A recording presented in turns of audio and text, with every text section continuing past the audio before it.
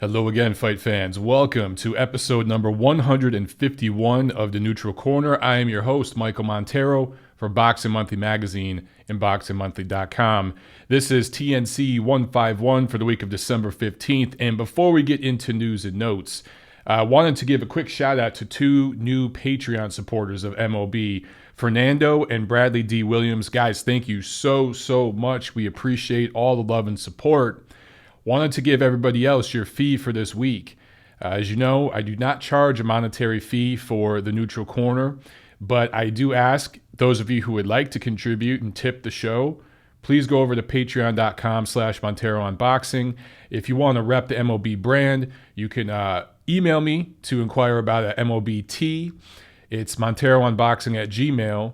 But for the rest of you, non-monetary fee. It changes every week. And what I want this week from you guys is to blow up this episode of TNC. So TNC 151, I'd like you guys to tweet it out, post it on your Facebook pages, post it in your boxing chat rooms that you go to and chat with your other fight freaks. You know, please just get this episode out there. That's what I would like from you guys this week. And once again, thank you to Fernando and Bradley for contributing over at Patreon. All right, guys, let's get into news and notes. We got a lot to cover this week. So this week in boxing, as in life, we have a mixture of good news and some sad news as well. Former WBC super middleweight champion Marcus Baer died at the age of 47 last week. It was an undisclosed illness. I don't know what exactly it was. Really could have been anything, but very young to go. So sad news for Baer and his family. Some good news for Roman Gonzalez. You know, he was supposed to fight in Los Angeles last week, but he had an injury to his right knee. He had surgery in Costa Rica, got that repaired. Apparently everything went well, and he should be back in the ring next year. Possible upcoming fights. There's a rumor, there's negotiations between Terrence Crawford and Amir Khan. I believe it's a $5 million offer to Amir Khan, who, always goes for the money and loves taking big challenges. So maybe he'll take this fight. I don't know, but man, if he does, all things considered with the size, Khan has struggled. We all remember when he fought Canelo at Canelo weight and was almost decapitated. He's been stopped. But at 147, he's always been fairly solid. Yeah, he's been stopped, but remember, Crawford started as a lightweight. So all things considered, I don't hate that matchup. Anyway, that's possible for next March 23rd at Madison Square Garden in New York. We'll see what happens. And apparently the WBC is, I don't know if they've ruled on it yet, but they're going to rule for a direct rematch between Deontay Wilder and Tyson Fury. So I don't know if that ruling has come down quite yet, but I imagine when it does, they're going to call for an immediate rematch. I really hope they do. I give the WBC a lot of shit. Well deserved, including Alejandro Rochin, who scored that WBC title fight. He scored a title fight 1 week later after turning in that horrible scorecard between Wilder and Fury. That's not necessarily on the WBC as much as it is on the California State Athletic Commission for allowing Rochin to work again a week later after turning in such a shitty scorecard. But the WBC could have held Rochin responsible. Anyway, look, I give them a lot of shit. But if they actually get this right and call for an immediate rematch between Wilder and Fury, that's a good ruling. And that would be a case of the WBC doing some real good and something positive for the sport. We'll see what happens there. All right, some stupid news. Boxers behaving badly. Demetrius Andrade, who currently has a middleweight title, was arrested in Providence for, I guess he was carrying a handgun without a permit. And when asked about the police, why he has a handgun, what's going on, he said that he needs it due to, quote unquote, fame and wealth. Well, fame and wealth, those are both relative terms. I definitely think that it's clear Andrade has more money than 99% of us. So you can consider that wealth, I guess. He probably has more fame than most of us, more Twitter followers and stuff. But, considering, taking fame and wealth and looking looking at it globally and just in the sport of boxing, I don't know. I don't know about this whole fame and wealth thing. Either way, if you really need a gun because of your fame and wealth and you're worried about people that are going to try to rob you or something, get a damn permit. It's easy as hell. It is so easy. I think it's too easy to get a permit to have a gun in this country. And if you can make a case for fame and wealth, which Andre could in terms, in Providence, Rhode Island, he might be one of the most famous people in Rhode Island, to get a handgun. So it wouldn't have been hard to get a permit. But to illegally carry a gun on you, you're just a moron. It's just such a stupid move when you don't have to do it. It shows a stupid mentality. You think of how much time Andre has spent on some of his wardrobes to some of the press conferences and stuff where he showed up looking like a freaking pirate. He spent more time doing his hair than he if he would have just reallocated some of that time that he spends making his hair look pretty to get a damn permit, he could have saved himself some hassle here. Whatever. So anyway, I don't expect him to get stripped of his title or anything like that. He's going to get a slap on the wrist, pay a fine, and he should be okay. Hopefully he gets a permit and cleans that shit up. One other note here about the World Boxing Super Series. So a reporter last week kind of put out this mysterious kind of report that, sources were saying there's financial issues with the World Boxing Super Series. I haven't heard anything, any confirmation or anything substantial that really makes me that worried.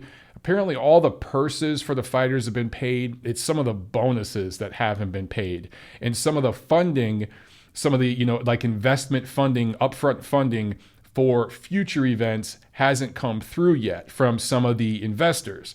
Now, this is a common thing in boxing. If you're a promoter, it's a pain in the ass when you're dealing, especially when you're doing cards overseas and you're not putting up all the money yourself. It's very, very common. So, guys, I wouldn't freak out right now. From all accounts that I've heard, the World Boxing Super Series has been largely successful. I know season 1, went off very, very well, and season 2 got off to a good start.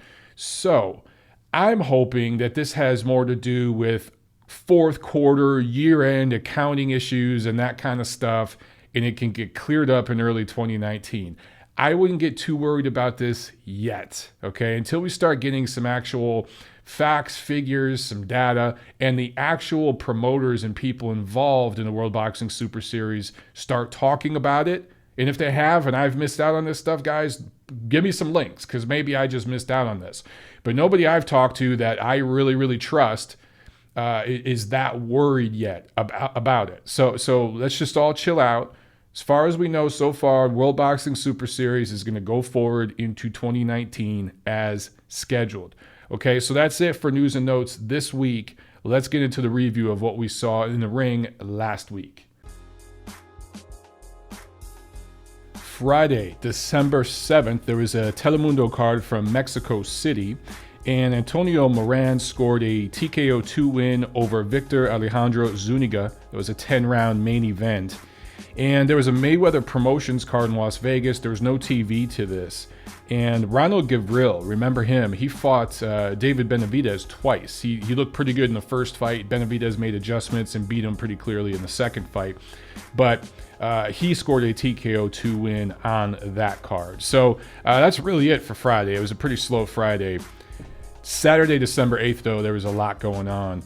In Sheffield, Yorkshire, UK, there was a Matchroom boxing card. And former, 2016 Olympian Josh Kelly was supposed to fight his biggest step-up fight to date against David Avanesian, but he got sick. He got too sick to where I think it was affecting him making weight and everything else.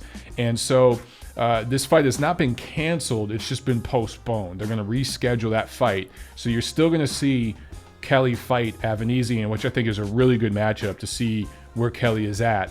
But they want to postpone that. It should happen early next year. Anthony Fowler, another 2016 Olympian, he fought and he scored a KO1 win, improved to 9-0. He is a 154-pound prospect out of the UK. And Kid Galahad, who is one of the better prospects out of the UK, he has a unanimous decision win in an 8-rounder. In the main event, Kell Brook scores a decision over Michael Zarafa, who is a naturally bigger man, a little younger. So had some physical advantages against Brook. And I think a lot of people were surprised that this went the distance, because a lot of people know Zerafa is being KO'd by Peter Quillen back in 2015. But that also, remember, that was a middleweight fight, and Quillen was the much bigger, stronger guy in that fight. This was at 154 pounds. I'm not at all surprised this went the distance. Brook is 2-0 since his fights with Spence and Triple G. I think he fought Triple G in 2016, Spence last year, 2017. This year he's 2-0. In his first comeback fight, he scored a stoppage, but he fought a cab driver. He stepped up a little here to a world-ranked guy who's been in with some real fighters, and it went the distance. Not at all surprising, man. Not at all surprising. Brook struggled at moments, didn't look great in this fight, but that's where he is. Those fights with Triple G and Spence destroyed him. He's at his best weight. I always thought that he was absolutely killing himself to make 147. He was not a real welterweight, and I think he did damage to his body fighting at welterweight for so long. Obviously, he wasn't a middleweight. He didn't belong in the ring with Triple G. But junior middleweight, 154, that's his true natural weight, and he belongs there. Can he get a high-profile fight in that weight class against an Amir Khan? I don't know. That remains to be seen. I would have to think, because he's aligned with Eddie Hearn, at some point he's going to be in for a big money, high-profile fight at 154. Until then, just keep stacking up W's, baby, and that's what he did on Saturday. Now, here in the US of A, there's a Golden Boy Promotions card at the Fantasy Springs Casino in Indio, California. And in the main event, Rene Alvarado out of Nicaragua scores a unanimous decision in a 12-rounder against Carlos Morales out of Mexico. Or I'm sorry, that was actually a 10-rounder at 130 pounds. Rene Alvarado is one of those guys that is a tough night at the office for anybody. And he, against the elite level, he's going to lose, but he gives guys a tough night at the office. And he's one of those fringe contender level guys that you just need in boxing. You need these kinds of guys. I look at Alvarado's resume. He has these are all losses, but he's fought Jazriel Corrales, Rocky Juarez, Joseph Diaz, Jason Velez, Yuriorkis Gamboa. Those are all good fighters. You know what I'm saying? And he's fought those guys and gone the distance. He's 6-0 since his last loss, which was to Gamboa, but against lower level opposition. You're kind of that second tier level opposition. But Rene Alvarado, again, he's one of those guys that, as Golden Boy has new prospects coming along and that they're trying to build into contenders around that weight class, in and around 130 pounds, Alvarado's one of those guys that they're going to continue to work with. And you just need fighters like that in boxing, just a hardworking, grizzled veteran fighter that gives everybody a tough night at the office. Let's go to New York. Actually, you know what? Let's stay on the West Coast. Let's stay in Los Angeles. We're at the StubHub Center. 360 Promotions had a card, a triple header on HBO, and this was HBO Championship Boxing's last hurrah. And instead of going out with a big roar, they went out with a whimper. Now, I posted a video yesterday, and I tried to post it Sunday morning, and it posted, and I was just giving my my thoughts about, what we saw last week, and just some immediate thoughts on HBO boxing and everything. I posted it in the morning. Usually when I post videos, I go through and once it's posted on YouTube, I just try to watch it real quick and make sure that it loaded, that the audio works, and everything's okay. And I watched it, and then, I went to the house and started doing drywalling and working on my house. And throughout the day, I got a bunch of tweets from you guys and messages saying, hey, man, something's up with your video. It won't play. So I didn't get home till last night. And then I checked YouTube, and somehow, for some reason, the video had been made private. And I had tagged the video, added a description, added Twitter information, all that. All that was deleted. So there was some weird issue with YouTube yesterday, but I fixed it. The video's back up there now. It's only got about 1,000 views as I'm recording TNC here. It should have thousands if it would have posted when I wanted it to. But check that out, guys, because that was just some immediate thoughts. It was just a rant video I did sitting at my kitchen table talking about the HBO card and just the symbolism, because The two big cards last Saturday here in America, there was one in LA, one in New York. And there was just a lot of symbolism because of the differences you saw in the two cards. I'll talk about the New York one in a minute. But in LA, you had two female fights. Cecilia Brækhus scores a unanimous decision in a 10-rounder over Alexandra Lopez. Her unified welterweight championship once again defends it. Claressa Shields, who opened the triple header, just fought in November, fought again against Femke Hermans, who did not belong in the ring with her but hung tough. Defended her unified WBA, WBC middleweight titles. And I got to say, Shields looked improved in this fight. She's been working with John David Jackson. And what I saw from Shields before was she kind of Venus Williams'd herself to victory in a lot of the fights that she had. And when I say that, just to make a tennis reference here, Venus Williams is an absolute monster as far as how she's built. She's more muscular and more built than most men her size. So against most women, she can simply just overpower and outmuscle them. There have been times where she's fought some of the best, more skilled tennis players in the world, and she's had to display her skills, and she has. She's arguably the best female tennis player ever, but a lot of what she accomplishes is based upon her freakish strength and size as a actual legitimate female. You can kind of say the same thing with Claressa Shields, except she's far less skilled in a sense, in terms of boxing than Serena Williams is in tennis. Shields was simply just out-muscling opponents, not stopping them. I don't think she has a stoppage yet, at least a knockdown kind of stoppage, a knockout stoppage, but just out-muscling her opponents because she's so much naturally bigger than the girls she's fighting. But in this fight, working with John David Jackson, who is a good trainer, I wouldn't put him up there with the top 10 trainers in the world or anything, but he's a good, solid veteran trainer. And for somebody who really needs to improve on their skill set, he's a very good trainer. So I think he'll work very, very well with Shields. There's only, a certain ceiling a guy like John David Jackson can take a fight or two, but Claressa needs a lot of improvement on certain things. So she's going to get really good with him. She was punching with some snap, some good combinations. She still makes a lot of mistakes, but she was doing a lot of good boxing moves in there. Things that, you could notice that were different from some previous fights. So I thought she put on the performance of the night, to be honest. I really thought Claressa Shields on the HBO card put up the best performance, including the male fight between Juan Francisco Estrada, who improved to 38-3 with 26 knockouts, stepped in for the injured Chocolatito, scores a retirement win after 7 rounds over Victor Mendez. These guys had sparred together. They're both from Sonora, Mexico, and they, I think, fought on the same amateur team there for a while, knew each other really well, but you could see Mendez kind of look like a sparring partner in there against Estrada. And this was kind of a going through the motions, make some money kind of thing for both guys. They weren't stepping up, So honestly, all things considered, again, I think Shields had the performance of the night on an HBO card, which says a lot. But what really, really spoke to me was the crowd there in Los Angeles, which is generally speaking crazy about boxing. It's the hottest boxing market in North America. I talk all the time about how it has the best gym scene and everything else, but I don't think there was a fighter from LA or Southern California on this card.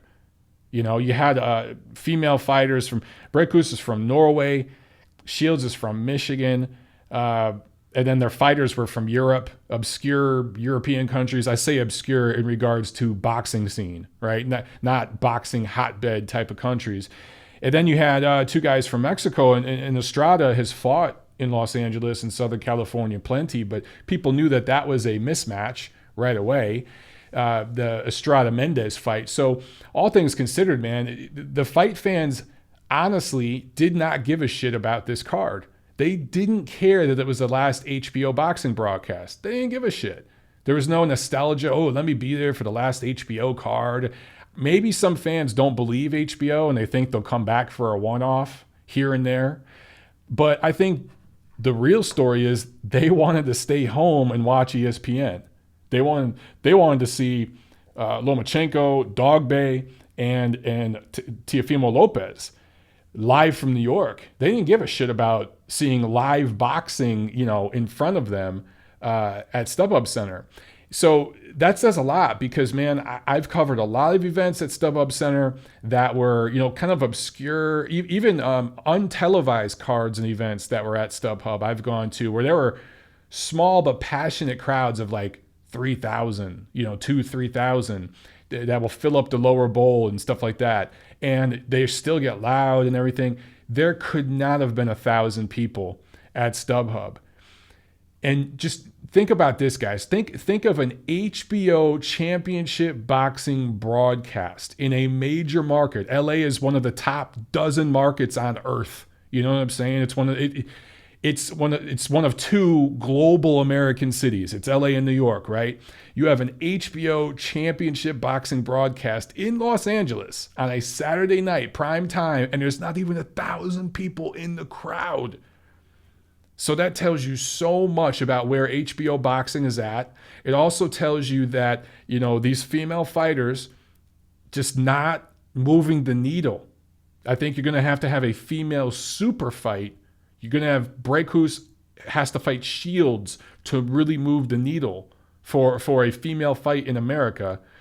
It's just very symbolic and indicative of where HBO was. And it shows you that the fight fans, have moved on.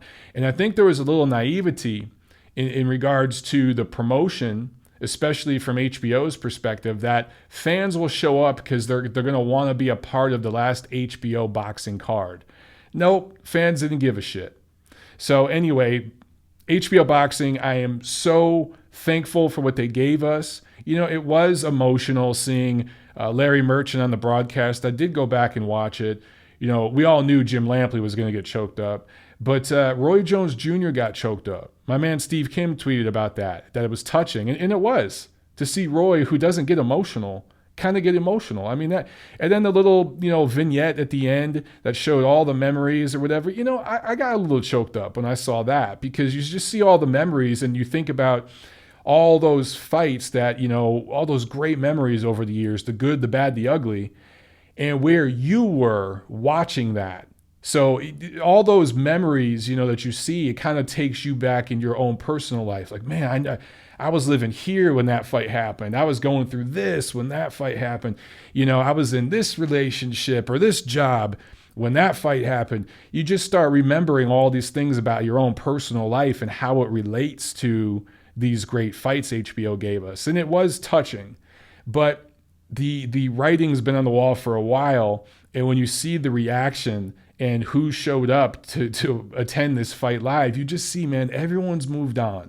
Everyone's ready to put HBO to bed and move on.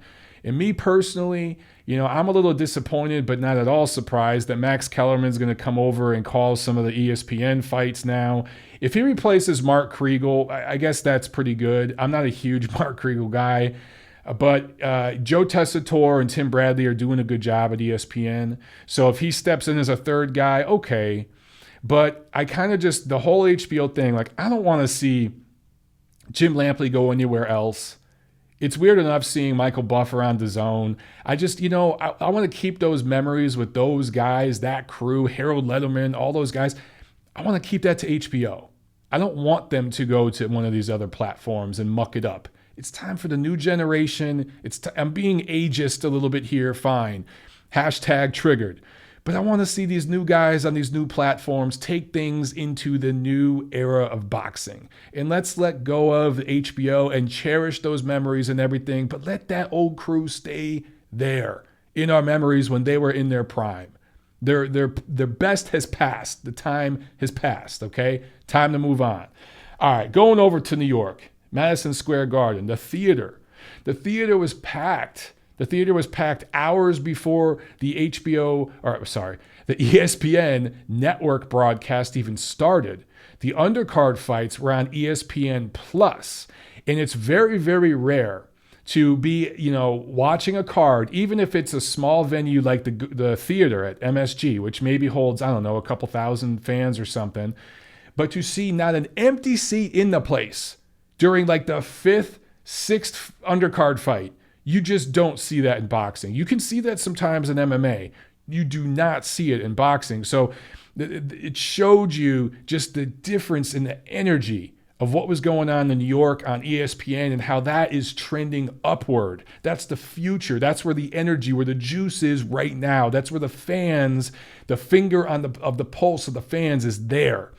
And HBO was just dead, man.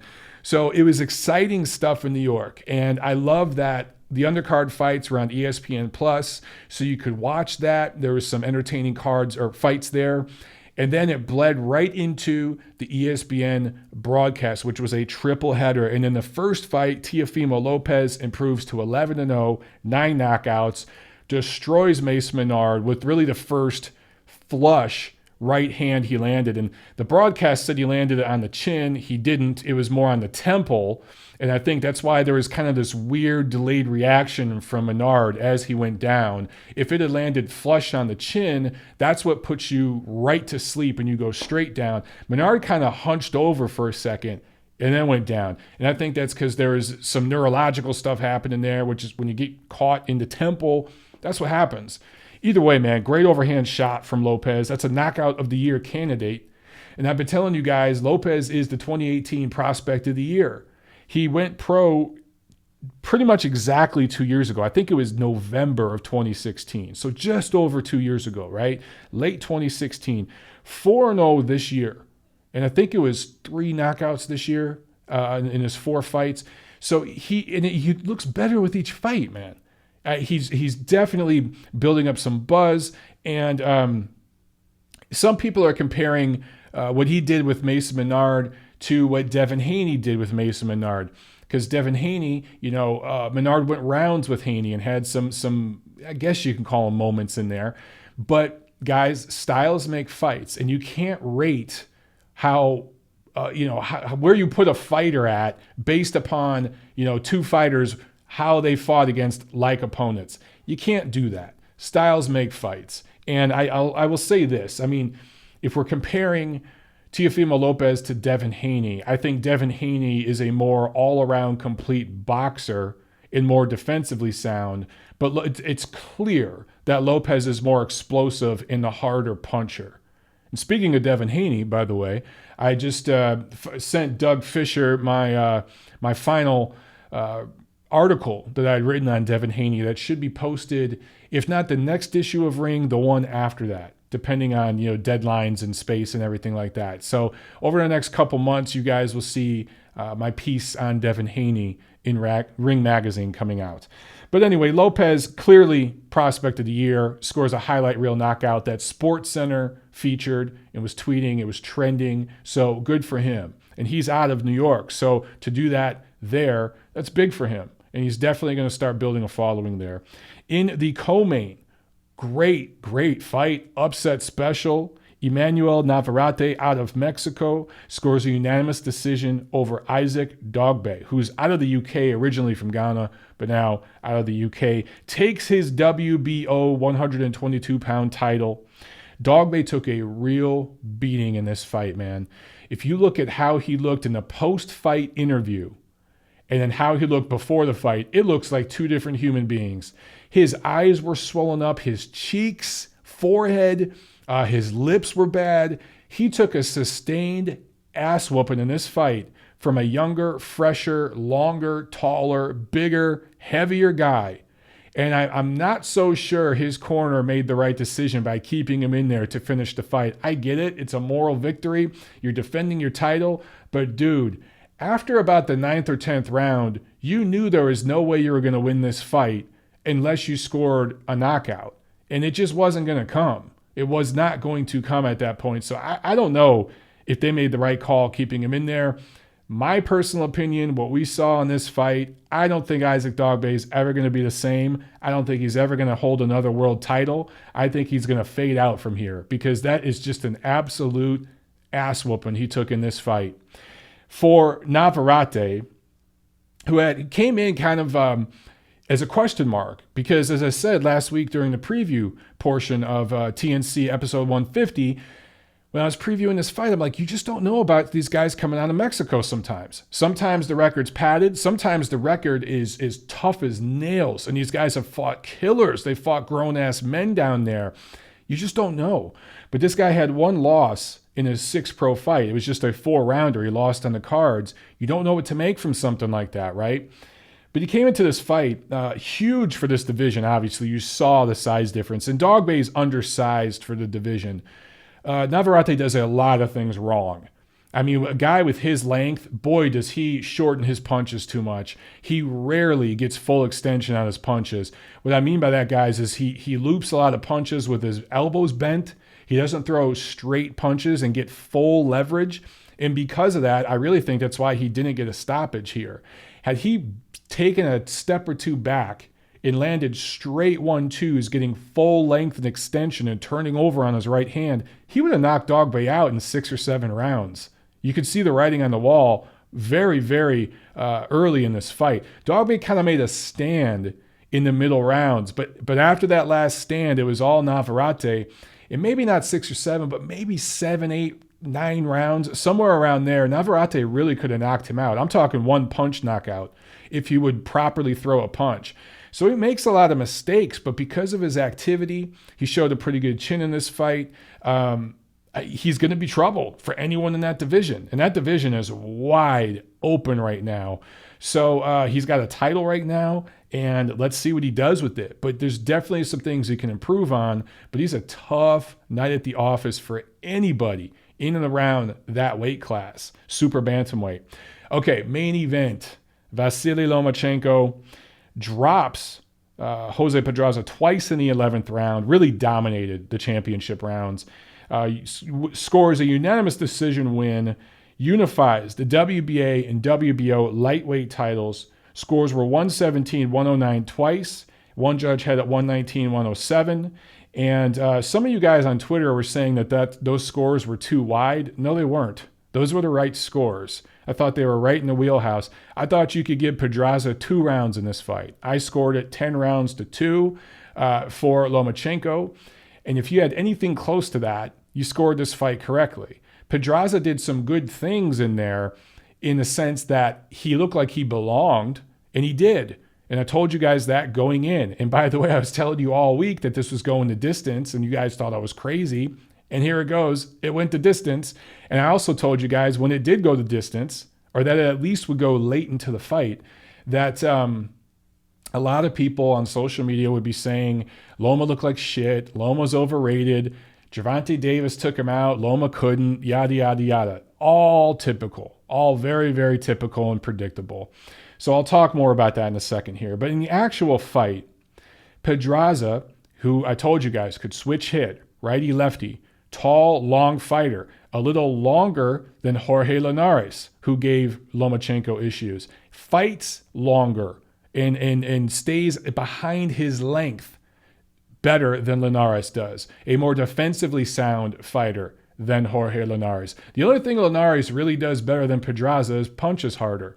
But Jose Pedraza pretty much does everything else better than Jorge Linares. He really, really does. Head-to-head, if these two fought right now, I would pick Pedraza to win a decision over Jorge Linares unless Linares could catch him and knock him out. That would be my bet on that fight. But so just in terms of the styles and the body styles, the fighting styles, the mentalities of these two fighters, you could see all along, anybody with any real boxing knowledge who's been in there and knows a thing or two could tell you that this fight was going rounds. This was not going to be a 4 or 5 round blowout like a lot of people on like the YouTube universe were calling for. It wasn't going to be that. And you can see it right away, especially with the fact that Lomachenko is coming off surgery for his right shoulder. Now, a lot of you guys were asking, man, why isn't Lomachenko throwing the right hook? Why isn't he throwing uppercuts? Part of it, yeah, maybe it's because he wanted to ease into it. He didn't want to rush that because he was coming off surgery. But I think a bigger reason is because Pedraza took those punches away. Pedraza mentioned coming into the fight that he felt Lomachenko's best weapon was the little short uppercut he throws kind of to the chest, so that when guys try to duck and spin and roll, it ends up landing to the chin a lot of times later in fights. And he was looking for that the whole way. You could see the way Pedraza was moving, where he was placing his feet, his head, the way he was turning his body. He was looking for uppercuts and hooks. He wasn't worried about the straight left from Lomachenko, and quite frankly, that's why that punch landed so much. Because the hook was taken away from Loma early. The uppercuts were taken away. So what did Loma do? He worked behind the jab. He threw straight left hands right down the pike, landed them, and then he started to get some body work done. And then guess what? Later in the fight, the uppercuts were there. The hooks were there. He started to land them. He dropped Pedraza twice in the 11th round using those punches. Guys, this shit ain't rocket science. It's all right there. So those of you saying that Loma had a bad night, that he looked like shit, that he was tentative, he didn't want to throw the right hook or the uppercuts, the punches were taken away from him. So he took what was there. He took what was there and systematically broke down a world-class fighter who is vastly underrated. Now let's talk about the Gervonta Davis fight. Gervonta Davis dominated and blew out Pedraza. Yes, it's true. However, some nuance here. My favorite word. That fight was at 130 pounds. Pedraza was drained at that weight. Right after that fight, he moved up to 135. He's looked much better. His legs have looked much steadier. Those 5 extra pounds have helped him. Compare it to Jorge Linares, who had some knockout losses earlier in his career. He moved up in weight. He has looked much better at 135 than he ever looked in the lower weight classes. So sometimes these guys... Kell Brook, I talked about him earlier, how he was busting at the seams at 47, and I think he was always a natural 54. Some of these guys kill themselves to fight in divisions that simply, I think it hurts their bodies. Pedraza is a good, solid lightweight. As it stands, he's probably the second or third best lightweight in the world right now because Mikey Garcia is not fighting at lightweight. So for Lomachenko to control him and dominate this fight against him, to dominate Jorge Linares, who was the top lightweight in the world, and then do this to Pedraza, who is no less third or fourth best in the world in his 2 lightweight fights. Guys, that's freaking impressive. That's pound for pound shit. And just because of the styles and the way it looks, I think some of you are overly critical. And for whatever reason, Lomachenko just gets a lot of hate from people, and that kind of happens naturally as a fighter moves up the rankings and starts to become a star. Like, I get that. But this guy just seems to bring out the worst in some people, and they illogically hate on him. Lomachenko has 13 professional fights. He went pro 5 years ago. He went pro in late 2013. So he has been fighting as a pro for 5 years. 13 fights. He has fought Orlando Salido, Gary Russell Jr., Roman Martinez, Nicholas Walters, Guillermo Rigondeaux, Jorge Linares, and now Jose Pedraza. The combined record of his 13 pro opponents, get ready for this, 377, 31, and 13. As a pro, he has never fought anybody with a losing record. You can't say the same when you're talking about Oscar De La Hoya, Floyd Mayweather, Manny Pacquiao, Vladimir Klitschko, Bernard Hopkins, and a bunch of other all-time greats. They fought guys with losing records coming up. Loma never has. Looking at the punch numbers of this fight with Pedraza, it was a domination. Loma outlanded Pedraza in all 12 rounds. Pedraza threw I think like 200 more punches total. Lomachenko landed more in all 12 rounds. He outlanded Pedraza 74-12 in the final 2 rounds. Overall punch numbers, Lomachenko 240 of 738, Pedraza 111 of 931. Lomachenko lands 32% of his punches, Pedraza 12%. You take a former Olympian, 2 weight division world titleist, that level of skill set coming in, a world-class fighter, and you make him land 12% of his punches, and you outland him in every round, and you dominate him in the championship rounds, drop him twice. Guys, that is a hell of a performance, and I think some of you are really sleeping on it. Seriously. Appreciate what you're getting with Vasily Lomachenko right now. It's not going to last that long, okay? That's enough for the review. Let's preview what we got coming up this week. Friday, December 14th at the American Bank Center in Corpus Christi, Texas. Top Rank Boxing is back on ESPN+. This is on the app, and this fight alone is worth your $5 fee this month, okay? Gilberto Ramirez, 38-0, rematching Jesse Hart, 25-1. Ramirez and his WBO super middleweight title is on the line. These two fought last September. Zurdo dropped Hart in the second round, and it looked like Hart might be on his way out. But he came back with a vengeance, finished the fight strong, visibly bothered and buzzed Ramirez a couple times. Zurdo is 2-0 since, but hasn't looked spectacular. Hasn't fought the best opposition. Hart is 3-0 with 3 knockouts since. Now, he hasn't fought the best opposition either, but he's dominated and gotten his fighters out of there. So the trajectory, now, Hart, it looks like Hart's trending up and Ramirez is kind of flatlined, but we won't know until they fight.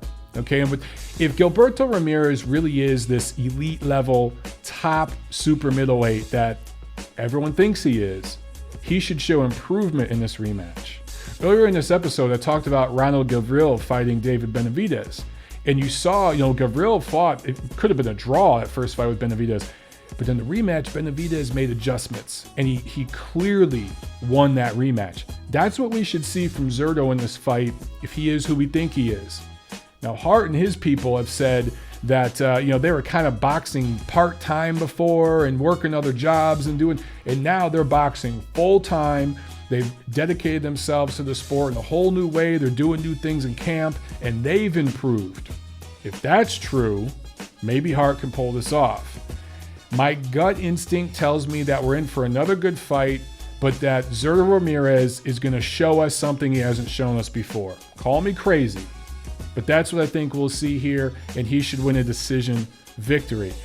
But if Hart comes through here and scores the upset, grabs the title, I think that's a great thing for American boxing, but especially for Philly boxing. This guy's out of Philly, and Philly boxing hasn't had much to cheer about lately. That would be a big, big deal for Philadelphia boxing, which, going back throughout history, Philly has had some great fighters, haven't had much to cheer about lately. So I'm really looking forward to that fight, man. I don't sleep on that one, guys. If you don't have the ESPN Plus app, order it right now. Pay your $5 just to watch that damn fight. If you want to cancel it in January, cool. But I'm telling you, that fight is worth $5. Think about it as a $5 pay-per-view, all right? Now, Saturday, December 15th, we got some action in the UK at the Brentwood Center in Brentwood. There's a Frank Warren card that is going to be, of course, on BT Sport over there. Here in America, that will be on ESPN Plus as well. I'm telling you guys, pay the $5. Daniel Dubois, undefeated 6'5" heavyweight, taking on the biggest opposition he's fought so far, Razvan Kojanu, who is a 6'7". I think he's out of Romania originally, but now I think fights out of Southern California. And he's been in there with some top heavyweights. He's always come up short. He's been stopped. Sometimes he's gone around, sometimes he's been stopped, but he's been in there with some of the better fighters in the heavyweight division. Let's see how Dubois looks against him. He's going to be fighting a very experienced opponent and a guy who's physically taller and longer. Also, Kiev, Ukraine, Artem Dalakian, the flyweight titleist. He's 17-0. He's out of Ukraine. He is going to be defending that flyweight title that he won against Brian Valoria at Superfly 2 early this February. I think back, look, this year, I feel like I talk about this every week. This year has been a crazy year for me. It's been very, very long, and I've accomplished a lot, and it's just had a lot of changes for me. But to think that Superfly 2 was this year, that was in February. Holy shit. I feel like Superfly 2 was like a year or 2 years ago. It's crazy. But anyway, Dalakian, who won the upset when he beat Valoria on that card to take his flyweight title, he's defending it, I believe, for the second time in Kiev, Ukraine. So here in America, back at MSG. Look, man, New York, what a boxing comeback New York and Atlantic City have made in 2018. I still say LA's running the game, but they have definitely made a comeback this year, especially later in the year, man. MSG, and this is not at the theater, this is actually in the arena. Madison Square Garden Arena. Matchroom and Golden Boy Promotions combining forces on a card. This will be on DAZN, and this will be the DAZN premiere of one Saul Canelo Alvarez, and also his premiere at the full super middleweight limit. Alvarez is challenging Rocky Fielding for his WBA title. That really, let's be honest, I mean, is Fielding really a champion at super middleweight? No. This is a piece of the WBA title which gets whacked up 40 different ways in each division. This is a way for Alvarez and Golden Boy and DAZN, quite frankly, to prop up Canelo as a 3-division world titleist. But is Fielding a top 10 super middleweight? I don't know. I guess we'll find out in this fight if he's a top 10. We know sure as hell he's not a top 5. But I'm looking at this card, top to bottom, and I gotta say, this card is better than any Canelo Alvarez pay-per-view ever. And you're getting this for $10. DAZN costs $9.99 a month here in the States. So look, you guys might want to pony up to $10. This card has a lot on it. Other than the main event, okay, you've got Tevin Farmer defending his 130-pound title, Katie Taylor defending her unified lightweight titles, and Katie Taylor might be the best female fighter in the world right now. I look at her skill set and everything else, and you know, in a pound-for-pound sense, she's better than Breakus, in my opinion. She's light years better than Shields. Breakus obviously is the pound-for-pound best female fighter right now because of her accomplishments. But Katie Taylor might be the best female fighter in the world. So if you're on that train, that female boxing, thing, and let's get it back and let's make it bigger and better than ever, you probably got the best female fighter defending her unified titles on this card. David Lemieux versus Toriano Johnson. That is an interesting middleweight fight. And the winner of that fight could be in the Canelo sweepstakes.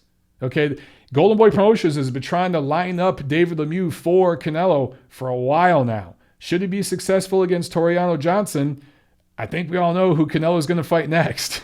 So that's an interesting fight with some actual, there's going to be repercussions depending on what happens there. Saddam Ali versus Mauricio Herrera at 147. Man, that's an interesting fight.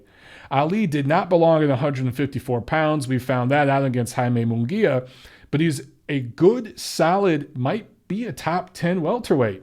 He scored big wins in that weight class. And that's his natural weight. Herrera is going to be, outsized at 147. But Herrera is a tough night out for anybody. And I'm interested in that fight, man. Also, Golden Boy Promotion prospects, Lamont Roach, he's a 130-pound prospect. Ryan Garcia, another 130-pound prospect. Those two, should they win, maybe they fight next year. Virgil Ortiz Jr., must-see TV. He's a 140-pound prospect. So all things considered, you're getting this for $10 on DAZN. And those of you who are Canelo fans, you've been paying $80 or more to see him fighting on pay-per-view in recent years. I don't love this main event. I get, I understand what it is, but all things considered, man, that's a pretty damn good value, guys. Also, for those of you attending this fight, be sure to check out the fight program. Yours truly wrote a piece in the Canelo Fielding fight program, so check that out and let me know what you think. That is a career first for me, to write in the fight program for a major event. So patting myself on the back right now. That's another thing I can check off the boxing world checklist for myself. But anyway, looking at the actual main event, let's chop it up a little bit. Fielding has one loss on his resume to Callum Smith. A TKO 1 loss, was completely blown out in 2015. Callum Smith is the real, I think he owns the WBA Super or whatever the hell it is. He's the real titleist right there in that weight class, along with Zerto Ramirez, right? Benavidez has some issues going on right now. So Smith is the guy, won the World Boxing Super Series. He's the guy right now at super middleweight. And he blew out Fielding in a round. Styles make fights. It's been 3 years. We can forgive that. But Fielding won his title in Germany against Tyron Zeuge in July. No other fighters of note on his resume. Zeuge, maybe he's a lower top 10 super middleweight, and then Callum Smith. Those are the two notable names on his resume. He went 1-1 against them. So obviously he is making a quantum leap in opposition here against Canelo, who is one of the top 5 pound-for-pound fighters in the world. Some people consider him number 1. I don't, but I have him number 3 right now, maybe number 4, right in and around that area. He's one of the best fighters in the world. Canelo is much shorter, but he's 3 years younger. He hits harder. I think not pound for pound. I think he hits harder than Fielding physically at 168. And I think he's going to prove it in this fight. He's going to be, this heaviest weight here ever. I don't know if he comes in at a full 168. I think it'd be smart for them to come in like around 165, 166. We'll see. But he simply just needs to go to the body early and often. Get inside of Fielding's punches. It won't be hard to do. Canelo has very underrated defensive ability. His feet don't move fast, but they move effectively and fundamentally very sound. So get inside of Fielding's punches, work the body, and then as Fielding starts to lower the guard in the middle rounds, start looping those punches over the top of the guard. So you can see a lot of looping left hooks, looping right hands, kind of like the shot we saw Teofimo Lopez land on Mason Menard, except those two guys were the same height. So he's going to be punching up. Because Canelo's punching up, here's where, again, some of you are going to think I'm crazy. Just like if I was crazy when I said Pedraza was going to take Loma rounds. Don't be surprised if Fielding takes Canelo rounds. I wouldn't even be shocked to see this thing go the distance. But all things considered, I just with the step up in opposition and class, you gotta favor Canelo by mid to late round stoppage here. I wouldn't be shocked if he lands a looping right hand and drops him in the 3rd, 4th round either. But I just think because of the size difference and everything else, and just because of the mentality, Canelo's not a guy to just go in there gunning for a knockout early. He likes to set shit up. Even against Amir Khan. He lost a couple rounds in that fight setting shit up, right? So, and he was punching down at Amir Khan. He's going to be punching up at Fielding. So I think it's absolutely going to go past the midway point. I think it's going to go more than 6 rounds. And some of you, again, might think I'm a lunatic for saying that, but that's what's going to happen here. Obviously, I like Canelo huge in this fight. I don't think Fielding really has any chance to win. Canelo wins this fight. He wins a super middleweight title. Is he going to stay in that weight class and fight some of those killers? I don't think so. I think he's going to go right back down to middleweight and defend those titles. It's not out of the realm of possibility that they ask David Lemieux to move up to 168 and Canelo defends the super middleweight title against Lemieux early next year, then moves back down to middleweight. That's not out of the realm of possibility, but I don't think so. I think he's going to win this title, dump it, go right back down to 160 where all the big money is. All right, guys, that's it for this week. Episode 151 in the books. Man, end of the year is coming. So we got a couple more weeks of TNC, and then we're probably going to take a 2-week hiatus for the holidays. All right? But until then, I'll see you at the fights.